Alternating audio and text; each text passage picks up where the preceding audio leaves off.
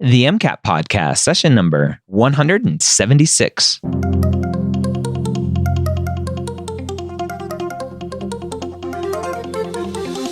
A collaboration between the medical school headquarters and Next Step Test Prep, the MCAT Podcast is here to make sure you have the information you need to succeed on your MCAT test day.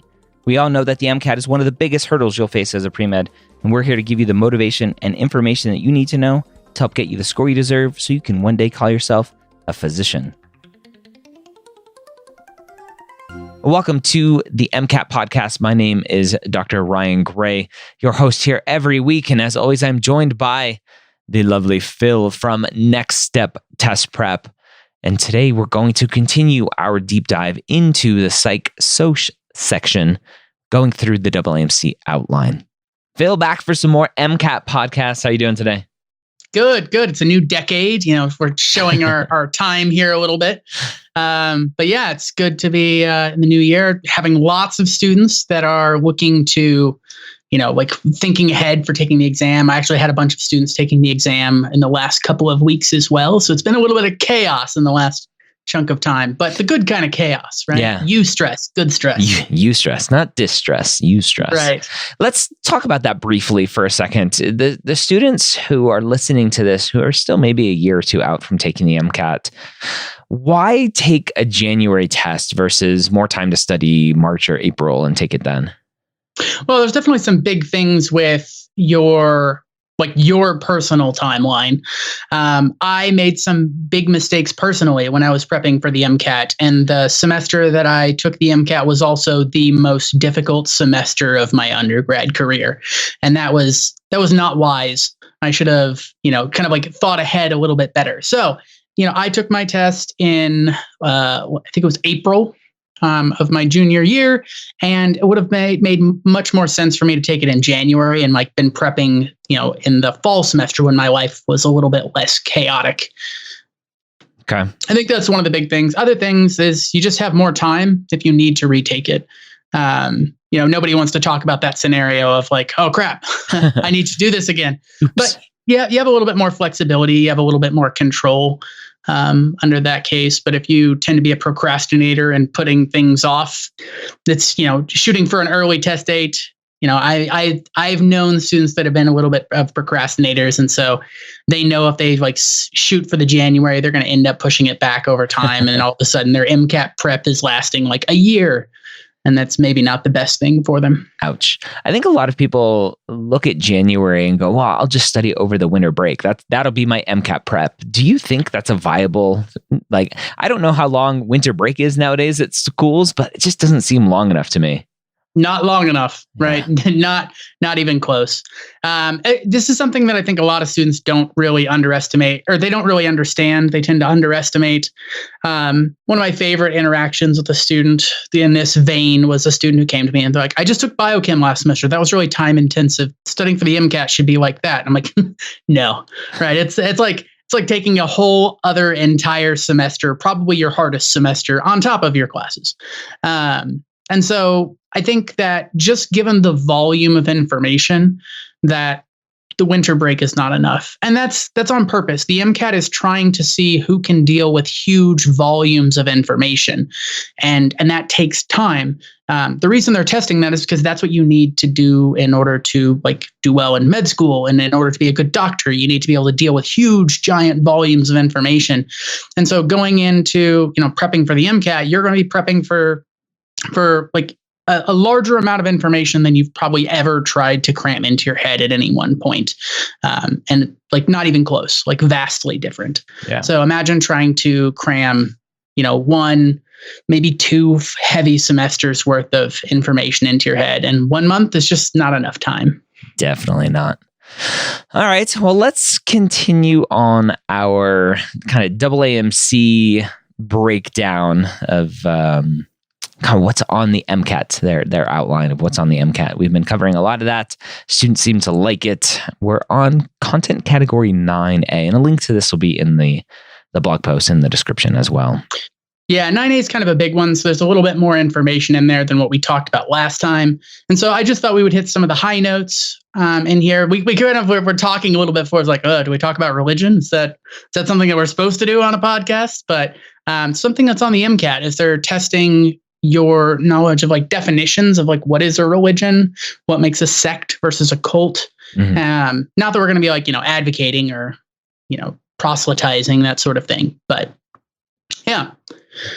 So speaking of which, we can kind of just jump in. The first thing is just talking about the types of religious organizations. We have like a church, a sect, and a cult. And the MCAT is trying to look for the boundaries and the lines between those. This is kind of a fun thing. So Ryan, what would you say is the difference between a church, a sect, and a cult? Oh, man. A church, a sect, and a cult.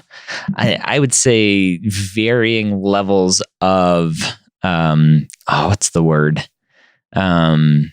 Passion. Although that's not the right word. Yeah. I don't know. Kind of. Like it is all about just this varying levels of, usually it's the way society views it. It's actually something really interesting. The difference between a cult and a church, I have to be really very careful here. From the inside, it's not all that different. Always, but mm-hmm. it's the difference between these definitions from the AAMC has to do with how society views them. So a church is something that is accepted by society and incorporated into society. It's like it's a part of the fabric that this makes up the societal life. Versus a sect is something that is culturally accepted, societally accepted, but it's not really incorporated. And so I think of things like an Amish community. A lot of times they're not like super, you're not gonna run into them on Instagram, and so they're not like meshed into the cultural fabric. But like nobody, at least for the most part, nobody has a problem with the Amish, right? Like the Amish are fine, they're great, right? There's no problems with this. Versus a cult, this is not socially accepted or incorporated into society, and so this is something that is kind of off on its own, kind of like the society kind of views this and looks at it and kind of frowns on it. So it kind of creates this really interesting scenario that if a cult just got big enough, now it has to become a part of society. And so that makes it kind of a church all of a sudden. And so size does kind of like play into this as well. If like 50% of the population is this like religious organization, that can't really be a cult because it's so large that it has to be kind of incorporated into society. Mm. Interesting. Okay. Yeah. So another term in this kind of like list here is medicalization. And this is looking at things through kind of a medical view. And this, I'm not talking about like, how doctors see everybody, but I'm talking about how there are some things that today we consider disorders and diseases and illnesses that, 80 years ago, 100 years ago, 200 years ago, we didn't. Mm-hmm. Right. I think one of the predominant examples of this is like ADHD or ADD. If you go back to like, our founding fathers, I don't think they were, like worried about their kid being ADHD. It's just like, oh, my kid's a spaz, right? And like now we kind of like view this a little bit differently. And we've medicalized the scenario. You can also demedicalize. Can you think of anything that we've like turned down the medicalization of? I don't know. I have a very negative outlook on this. I think we medicalize everything. It's like, oh, let's make a pill for it. Right. Yeah. No. And there are a lot of things. Alcoholism is another example that like, 200 years ago, we didn't necessarily view this as a disease or an illness. But demedicalization, one of the like few examples I can think of is like homosexuality. Right. And that used to be something that people would get treated for. And like, you would be diagnosed by having some sort of like disorder. Hysteria. Yeah. Women, exactly. Hysteria. Yeah. They're hysterical. Yeah. And so that is another example there, like hysteria and like homosexuality. And like, there's like some sexual deviances that, maybe once upon a time would have been considered like a disorder or disease, and maybe now aren't so much. Okay. So other things, culture lag, kind of getting into the realms of cultures, like everything else that we have here to talk about. It's called cultural lag. This is the idea that society, like technologically, moves faster than people do. And so the like technology of a society develops quicker, and we don't really know how to deal with this. So like the best example I can come up with is, like Facebook and its influence on elections, right? And this is a big problem that we have now, but society doesn't really know how to deal with this, or especially like, 5 years ago, we didn't. There's been a lot more kind of like spotlight on it recently, but just this idea that technology moves faster than people understand and society can keep up with it. I think something that factors largely into this is that a lot of our, lawmakers and that sort of thing, don't have an email address or something, like don't know how to check their email or send an email. So as a result, a lot of our rules and laws and society at large just isn't prepared and doesn't understand the role that technology can make in society. And so we all lag behind. So the culture is lagging behind what's technically possible. And so this is where cultural lag comes in. Well, how are these going to show up on the MCAT? So especially with medicalization, they're not going to like trip and like tread on stuff that is very, like on the fence or things that people are going to have disagreements on. Medicalization is going to be talking about something and like seeing if people get kind of confused, because there's also like the biomedical approach or the biopsychosocial approach to treating a disease, right? Like the biomedical approach is to like, it's something like biologically wrong and you want to give pills and you want to do stuff like that and kind of like fix the chemistry, versus a biopsychosocial is more on, you look at this as like, okay, like therapy and kind of like the psychological, sociological kind of like interactions there are the best way to treat this. And both obviously have their places. Like both of them have been successful in certain, disorders and treatments. I think a lot of people want to like obviously like push a little bit more towards the biopsychosocial. That's something that's trickier in society because a pill is cheaper than therapy, once a week. So that's one of the things that's actually kind of a boundary for the lower class. Sometimes they have trouble finding doctors who can take this like biopsychosocial approach. But so if somebody like says like, oh, this doctor looks at this and like, I need to treat this with medicine, right? That is not medicalization. Medicalization is like viewing things as a disease that maybe we didn't view as diseases before. And so I could see like those two terms, like the biomedical approach to disease and then medicalization, very easy to get tripped up because they're obviously very related. The church, sect, cult, they're going to give you some example, and those are going to be 3 of your answer choices. You just have to figure out which one it is, right? Is this a church, a sect, a cult? And then they'll have some 4th answer choice that is some red herring kind of like thrown in there. Yeah. The culture stuff, there's a lot of culture things that are easy to kind of mixed up. Culture lag is this kind of like weird technologically focused one, but it doesn't say anything about tech in the name with culture lag. And so it's really easy. Like if you haven't studied this, there's no way for you to know that culture lag is actually something focusing on how technology moves. Now, some other cultural things are like cultural transmission. Culture lag, as you're talking about that, all I hear in my head is, okay, boomer, right? Yeah, okay, boomer. Yeah, that's exactly that's cultural lag. That's funny. I am lagging a little bit behind like society and a little bit. That okay, boomer thing is a relatively new thing to me personally. Cultural transmission and diffusion. This is something I'm actually really interested in. Specifically, Ryan, I know that you were traveling quite a bit recently. Did you ever like run into stuff that like was very American when you were out there? Ooh, very American. Like food wise, right? You walk out of this beautiful train station in Paris and like the first thing you see is Five Guys burgers and fries. I'm like, yeah, okay. Yeah, I remember when I was studying abroad, they put a McDonald's in the Louvre, and everyone was very angry about like this is like go see the Mona Lisa and then get a Big Mac, and like that's like just didn't mesh. So cultural diffusion is just this spreading of culture, and it's like really interesting. America is either really good or really bad at it, depending on how you view it. Like we do a lot of cultural diffusion, especially through media, Hollywood. It's actually really interesting. not many people here can name a South African movie, but if you go to South Africa, everyone knows all the like Marvel movies. Yep. And so we kind of like export a lot of culture through this. And so if you go to, South Korea, people know who Justin Bieber is. Mm-hmm. And that's kind of strange. And so cultural diffusion is just this spreading of culture through this kind of like geographic focus. And it's not just coming from America. I mean, I'm very thankful for the fact that we can get good Vietnamese food in Kansas City, which is not something that was possible 50 years ago, or even like 20 years ago, probably. Yeah.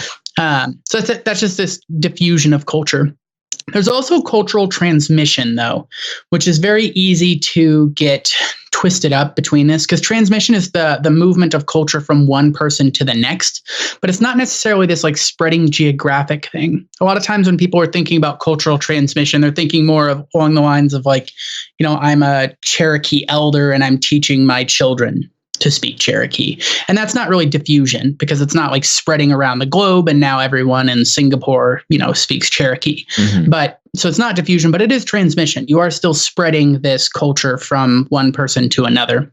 And so, differentiating those can be very, very tricky as well, diffusion versus transmission. And combine that with cultural lag, we start to have a lot of terms that relate to culture just kind of overall. Is there a specific between diffusion and transmission? Is there specific impact that has to be made? So let's say that one person is spreading how to speak a language to a small community versus just a child. Like, where do you draw the line between transmission and diffusion? That's a very good question. To the point where I don't think the MCAT's going to ask in that sort of scenario, because that starts to tread a line that's a little bit confusing.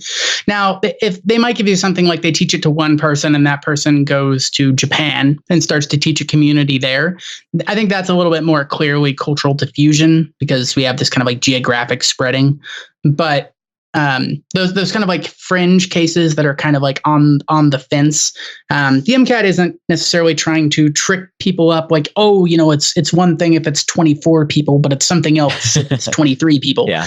They're more interested in just like, do you have like a good grasp on that? Okay.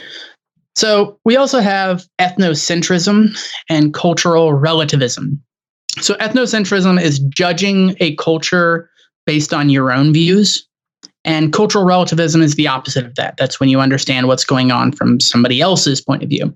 And so if I was very ethnocentric, then let's say I would go to India and I would look at people like they're revering cows. And I'm like, how can you revere cows? They're made of hamburgers, right? Like, that's like, so they're made of hamburgers, right? I think you have those flipped.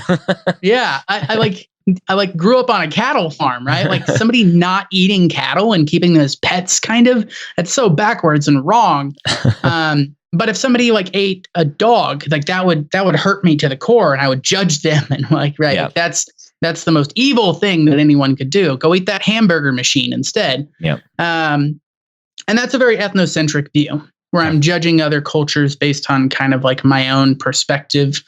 The opposite of that is cultural relativism, is understanding and coming across someone being like, well, that's how their culture is. And so they have that sort of viewpoint there. And so you tend not to judge people. You have a cultural relativistic kind of approach. Mm-hmm. And so just looking at these culture terms in general, we got culture lag, culture transmission, culture diffusion, ethnocentrism, and cultural relativism. If you ever have a question and one of these is the correct answer, you can bet that one of the other ones or all of the other ones are going to be the incorrect answers, because they all kind of have this tie to culture overall. So learning to pull those apart is the important thing. So culture lag is technology. Transmission diffusion, this is spreading for one person or like geographically across the globe.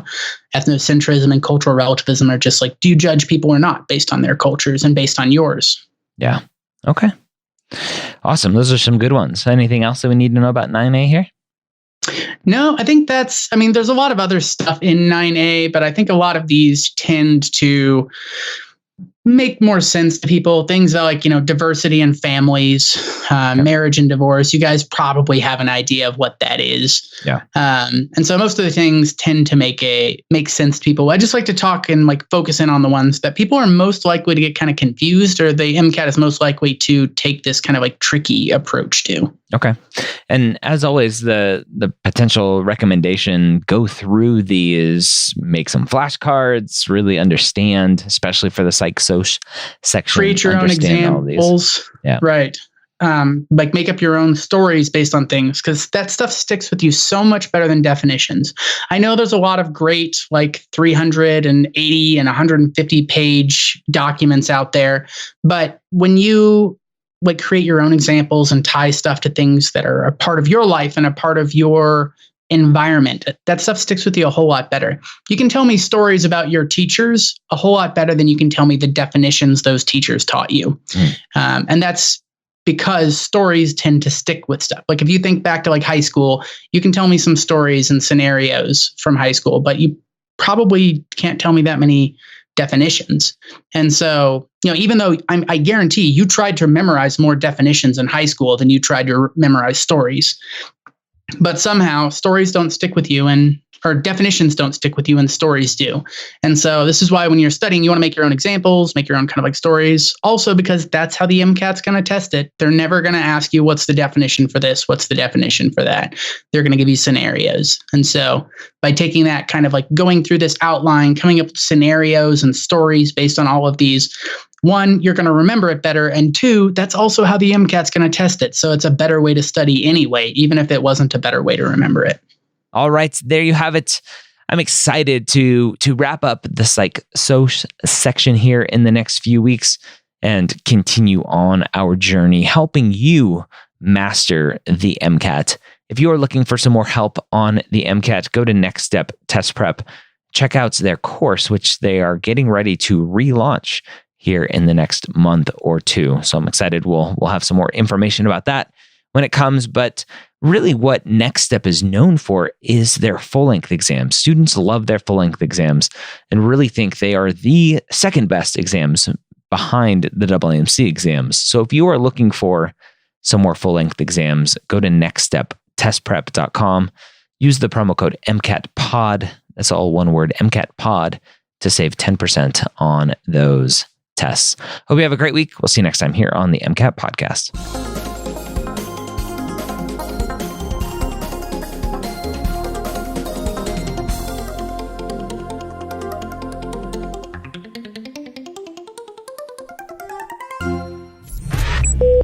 This is MedEd Media.